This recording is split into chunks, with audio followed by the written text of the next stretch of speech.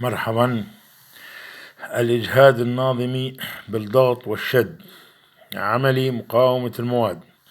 أوردت المثال رقم 1 في الجائز الكابولي بين قوسين برندة المبين بالشكل 1.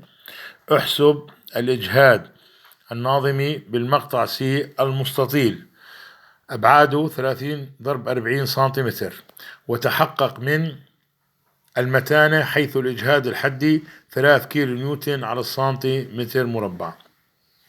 هاي هو الشكل 1. هذا الجهاز الكابولي أو البرندة طوله 3 أمتار، تؤثر في الطرف الحر قوة مائلة شدتها 12 كيلو نيوتن. وعندي مقطع سي هياته يبعد عن الطرف الحر بمقدار متر. المطلوب تحقق من متانة هذا المقطع. الحل: ننسب الجائز إلى جملة محاور x y، هاي نسبت إلى x أفقي و y شاقولي.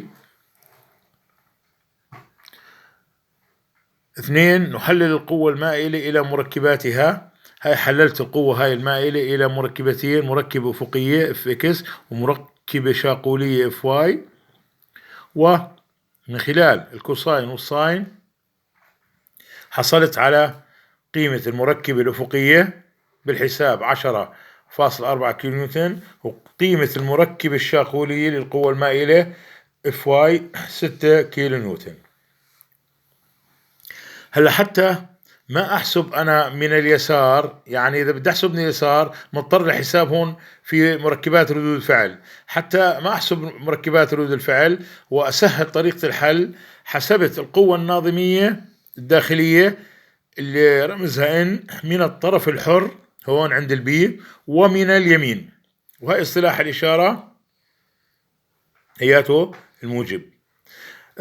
عند البي هون طبعا في هناك يعني قوتين، القوة الأولى 0 ما لم أضعها، والقوة الثانية أنه أخذت بعين الاعتبار المركبة الاف اكس الان سي، ها هي تساوي الاف اكس، طبعا موجبة لأنه إشارة الاف اكس تطابق إشارة القوة ان هاي اللي اصطلحنا عليها إلى اليمين. فالان سي القوة الناظمية هي عبارة عن اف اكس، وبالتالي 10.4 كيلو نيوتن. هاي حسبت القوة الناظمية بطريقة مبسطة في طبعا المقطع سي.